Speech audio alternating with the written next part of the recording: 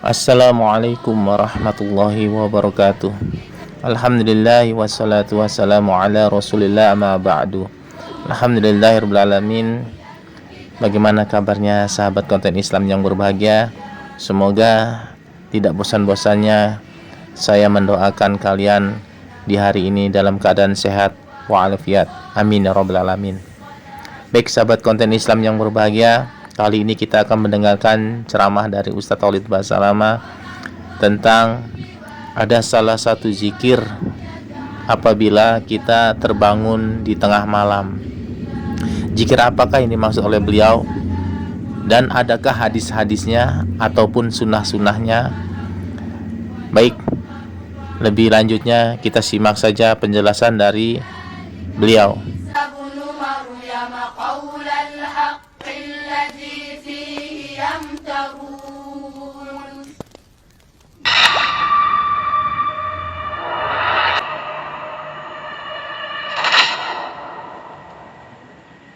Karena kalian sudah menuju ke tempat tidurnya, dia akan tidur, ya. Maka hendaklah ia mengibaskan dengan ujung sarungnya atau kaitnya, maksudnya dia bersihkan, dia kebas, ya, dia gerakkan selimutnya, dia tebah ranjangnya, perintah Nabi SAW. Karena ia tidak tahu apa yang terjadi padanya, kemudian ia seharusnya membaca. Nah, ini potongan pertama hadis, ya. Sebenarnya hadis ada satu hadis tapi saya bagi dua. Potongan pertamanya ini. Artinya Nabi SAW memerintahkan kita faedah dari hadis untuk segera, ya, pada saat mau tidur walaupun sudah rapi di ranjang kita tebah-tebah lagi. Ya, sebagian ulama hadis ada mengatakan dikhawatirkan jangan sampai ada binatang, serangga, kalajengking, ular, apa, kita nggak tahu, gitu kan. Bisa saja ada terjadi situ, maka itu ditebah dan dibersihkan sehingga kita tidur dalam kondisi aman. Nah, tapi potongan kedua yang jadi saksi bahasan kita masih satu hadis, ya, yaitu sabda Nabi SAW, "Tsumma yaqul", kemudian setelah dia membersihkan tadi, menebar ranjangnya, mulailah dia baca, "Bismika Rabbi wada'tu jambi", dengan namamu ya Allah aku meletakkan lambungku ini, ya. "Wabika arfa'uhu", dan dengan namamu pula aku bangun nanti darinya, dengan izinmu aku selamat bangun lagi. "In amsakta nafsi farhamha", ini saksi bahasan kita, kalau kau menahan ruhku, ini pada saat aku tidur ruhku keluar nih, kalau kau tahan ya Allah, kau tidak kembalikan lagi ke jasadku, maka rahmatilah dia, kasihani dia, jangan sampai dia disiksa karena ada dosa-dosanya gitu. "Wa in arsaltaha", dan kalau kau masih melepaskannya, "fahfadha bima tahfadhu bi ibadaka salihin", maka jagalah dia, peliharalah dia. Kalaupun misalnya belum ditahan untuk mati yang besar, maka pada saat roh itu keluar melanglang buana ke sana sini, maka jagalah dia. Jaga dia. Sebagian ulama mengatakan jaga dari kejahatan syaitan dan kejelekan dunia, sebagaimana engkau menjaga hamba-hambamu yang saleh. Ya. Hadis ini teman-teman sekalian memberikan gambaran kepada kita makna daripada hadis yang sedang kita bahas tadi. Yang pada saat kita mengatakan, ya Allah segala puji bagimu yang telah menghidupkan kami setelah mematikan kami dan kepadamu lah kami dikembalikan. Apa tadi yang kita bahas itu menjelaskan makna daripada ini. Jadi ini mutiara yang sangat mahal teman-teman sedang kita ambil. Ya, jadi yang kita bisa ambil pelajaran daripada doa ini, bagaimana memang orang kalau tidur itu sebenarnya dia mati kecil. Dan tergantung izin Allah SWT. Kalau Allah sudah tahan ruhnya, maka dia akan, ya, meninggal, tidak akan kembali lagi ke dunia ini, kecuali di hari kebangkitan nanti dengan izin Allah SWT. Sebagaimana rukun iman kita yang kelima, kita iman kepada hari kiamat atau hari kebangkitan. Atau Allah Subhanahu Wa Taala kembalikan sehingga dia masih bisa hidup dan menyelesaikan ajal atau waktu yang sudah Allah tentukan. Juga ada pelajaran penting dari doa yang saya tambahkan tadi, hadis riwayat Bukhari Muslim, kalau mau tidur yang pada saat kita tebah-tebah kasur kita segala macam, dikatakan situ, "In amsaktaha farhamha", kalau kau menahannya ya Allah, dia mati nih, kasihani dia. "Wa in arsaltaha fahfadha", kalau kau melepaskannya maka jagalah dia, "kama tahfadhu bihi ibadaka salihin", sebagaimana kau jaga ruh hamba-hambamu yang saleh. Artinya jangan sampai dia diganggu oleh syaitan, jangan sampai dia melakukan hal-hal yang mungkin tidak diinginkan dari kejelekan-kejelekan dunia. Seperti itu maknanya. Jadi ini sangat dalam teman-teman sekalian. Ini potongan doa pertama yang diangkat oleh Syekh Sa'id bin Waf Al-Qahtani rahimahullah dari zikir bangun tidur. Ya, saya yakin Anda sudah hafal doa ini. Kalau belum, ini cuma setengah baris kalau saya. Alhamdulillahilladzi ahyana ba'da ma amatana wa ilaihin nusyur. Yang kedua adalah hadis yang diriwayatkan oleh Ibnu Majah dan ini disahihkan oleh Syekh Albani. Hadis ini teman-teman juga sangat mulia. Usahakan Anda amalkan. Terkaget tengah malam, walaupun Anda tidak sholat, tidak berdoa pun, maksudnya saya tidak khusus Anda bangun untuk ibadah, ada terkaget saja pas mau tidur lagi pun, usahakan jangan luput dari doa Anda, di sana Anda doa ini. Yaitu 3 zikir yang digabung tentunya, di mana Nabi SAW bersabda, barang siapa yang terbangun di malam hari, lalu mengucapkan, ya, lafaz doanya sebentar saya akan sampaikan, maka dia akan diampuni. Apabila dia berdoa, maka akan dikabulkan. Apabila dia berdiri dan berwudu, kemudian melaksanakan sholat, maka sholatnya diterima. Ini juga diriwayatkan Bukhari, ya, dan juga diriwayatkan oleh Ibnu Majah.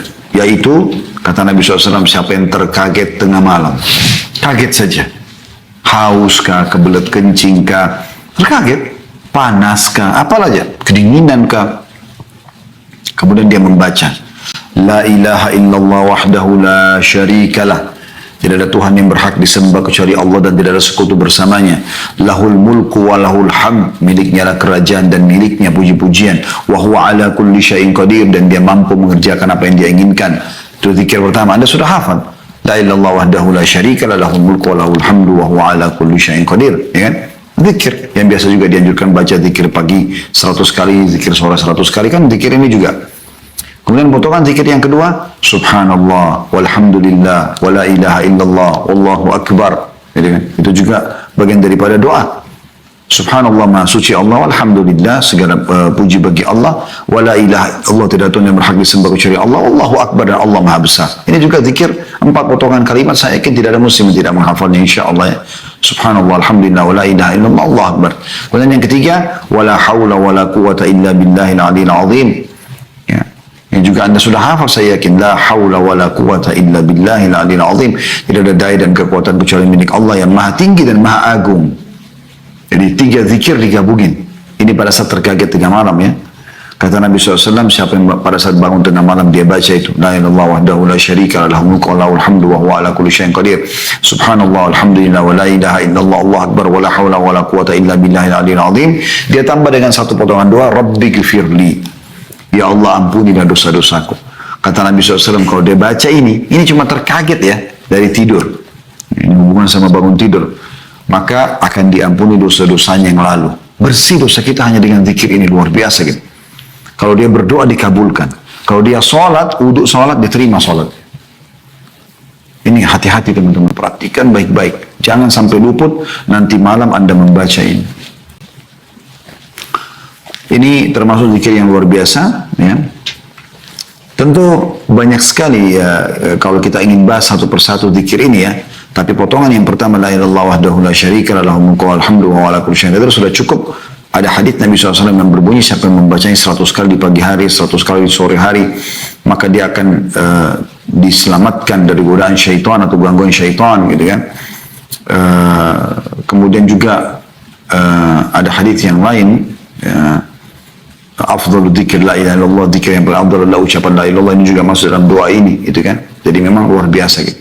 Kemudian 4 kalimat yang kata Nabi SAW, aku ucapkan lebih aku cinta daripada terbitnya matahari, itulah subhanallah, alhamdulillah, wa la ilaha illallah, Allahu akbar. Ini luar biasa kalimat ini. Kemudian yang terakhir, wa la hawla wa la quwata illa billahil aliyil azim, tidak ada dan kekuatan kecuali milik Allah yang maha tinggi dan maha agung. Ini kata Nabi SAW adalah kanzun min kunuzil jannah. Ini adalah simpanan perbendaraannya surga, ya. Pernah ada sahabat anaknya hilang, gak tahu kemana gitu, waktu pergi berperang sama sahabat-sahabat yang lain, semua pulang kecuali anaknya saja. Maka kedua orang tuanya datang kepada Nabi SAW lalu mengatakan, ya Rasulullah, orang semua kembali kecuali anak kami, ya. Kira-kira di mana dia? Kalau dia mati syahid, tidak ada masalah. Tapi kalau dia tidak jelas statusnya, kami juga kepikiran. Maka kata Nabi SAW, pulanglah dan amalkan la haula wa la quwata illa billahil aliyil azim. Maka suami istri ini pulang. Sepanjang malam dari mulai menyampaikan masalah kepada Nabi SAW sampai mereka tertidur kena ngantuknya sampai pertengahan malam gitu kan. Tidak lama kemudian sang ayah terkaget bangun karena mendengar ada orang ketuk pintu di tengah malam. Begitu dibuka ditemukan anaknya. Lalu kata ayah, bagaimana ceritamu nak? Kata anaknya, saya ditawan oleh musuh. Saya ditawan oleh musuh. Dan saya beberapa saat yang lalu tiba-tiba merasa rantai-rantai atau ikatan musuh ini menjadi renggang, kemudian saya bisa melarikan diri dan saya pulang sekarang.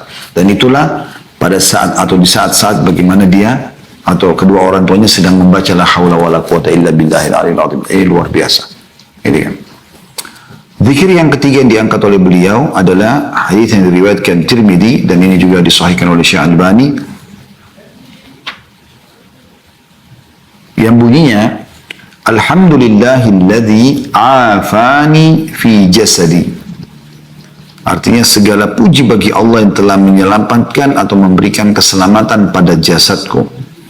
Wa radda alayya ruhi, dan mengembalikan ruhku padaku. Wa adzina li bidzikri, dan mengizinkanku untuk berzikir atau mengingat dan menyebutnya, menyebut Allah Subhanahu wa taala. Ini juga teman-teman mirip dengan tadi. Ya, hal yang luar biasa di sini. Ya, ini bersinggungan satu sama yang lain. Kembali lagi ke bahasan tadi masalah mautus sughra atau kematian yang kecil ya pada saat kita sedang tidur. Yaitu kalau kita bagi tiga doa ini, Alhamdulillahilladzi afani fi jasadi, segala puji bagi Allah yang telah menyelamatkan jasadku. Jadi pada saat kita bangun, tangan kita tidak luka, muka kita tidak luka. Katakan kalau tidur nggak sadar. Gitu kan? Nggak sadar.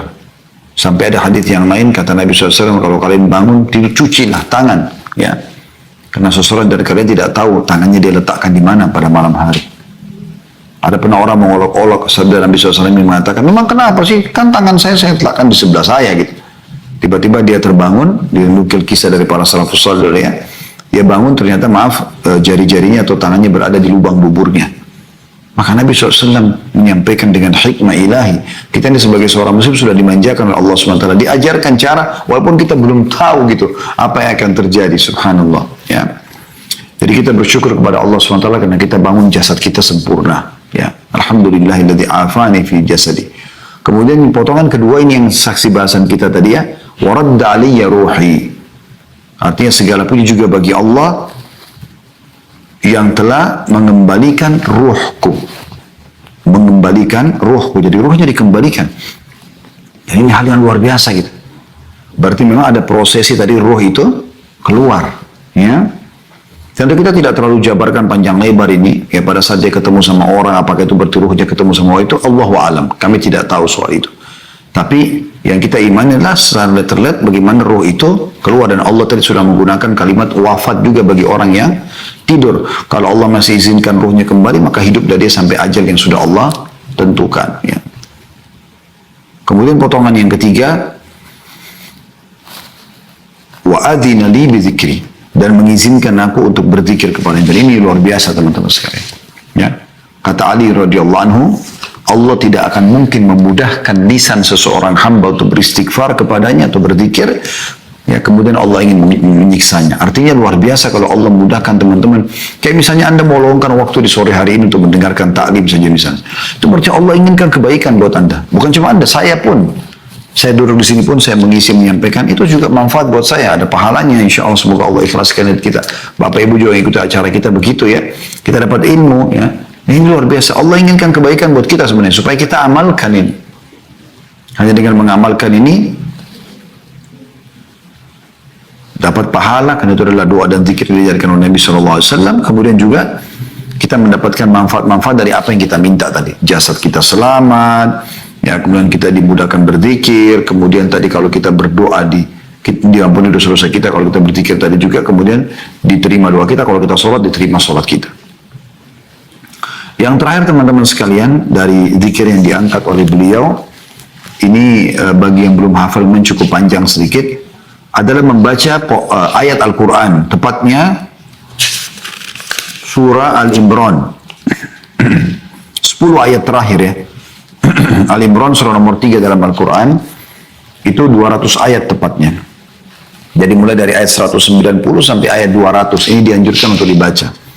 Ini saya ajak lagi teman-teman untuk membuka aplikasi Al-Quran, kemudian coba kita baca. Dan ini kalau teman-teman belum hafal dan Allah SWT mudahkan Anda mengingat, cobalah buka aplikasi Al-Quran di handphone kalau pas bangun tidur ya. Baca 10 ayat ini rutinkan, nanti insya Allah lama Anda akan hafal. Dan di sini ada pesan-pesan ilahi.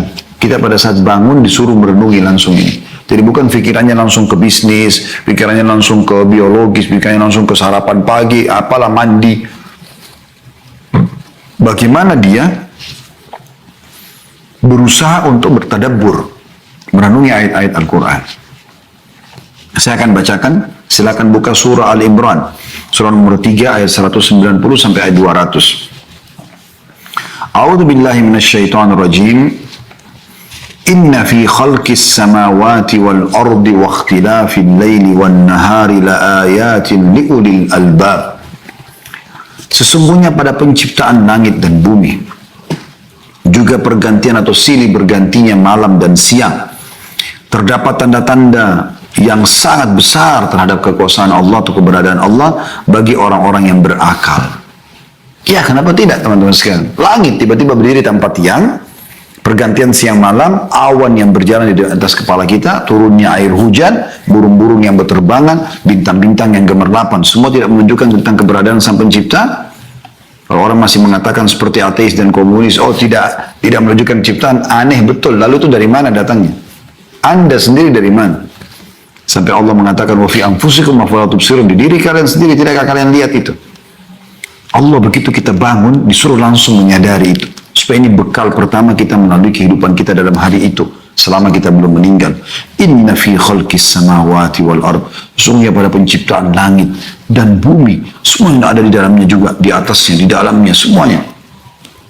Waqtilafil laili wan nahar. Pergantian malam, yang tadi malam kau tidur gelap, sekarang kau bangun, datang siang.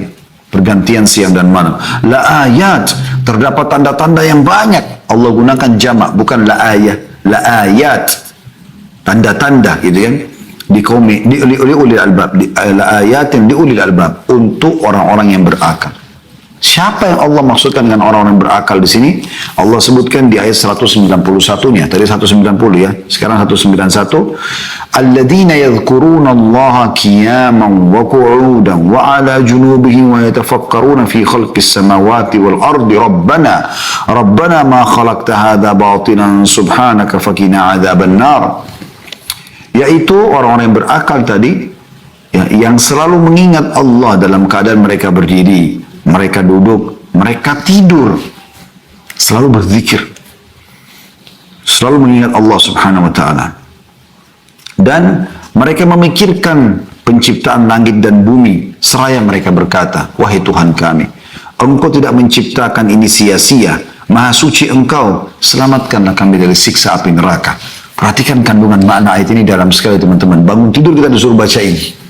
Dan Anda tentunya yang tidak mengerti bahasa Arab, Anda harusnya membaca terjemahannya juga. Jadi tahu, makanya kita bacakan terjemahannya sekarang. Ya.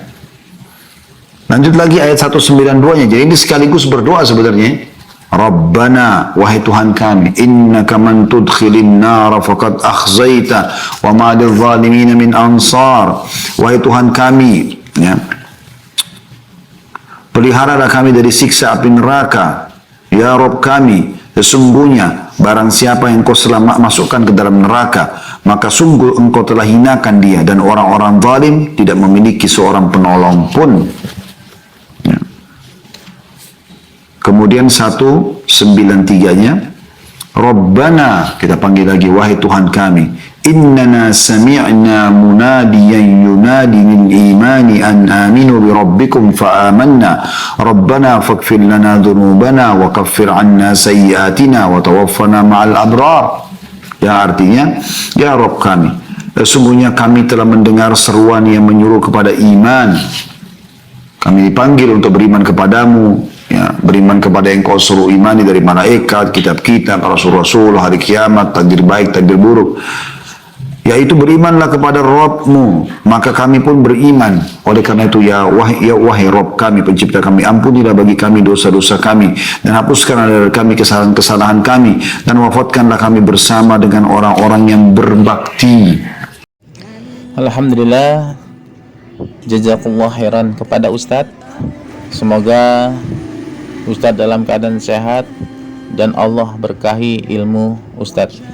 Dan kepada sahabat konten Islam yang berbahagia, semoga yang menonton channel ini Allah limpahkan selalu keberkahan dunia dan akhirat. Baik sahabat konten Islam yang berbahagia, insya Allah nanti kita sambung lagi dengan video berikutnya. Subhanakallahumma wa bihamdika asyhadu an la ilaha illa anta astaghfiruka wa atubu ilaik. Akhir dakwah, assalamualaikum warahmatullahi wabarakatuh. يا ليتني قدمت لحياتي فيومئذ لا يعذب عذابه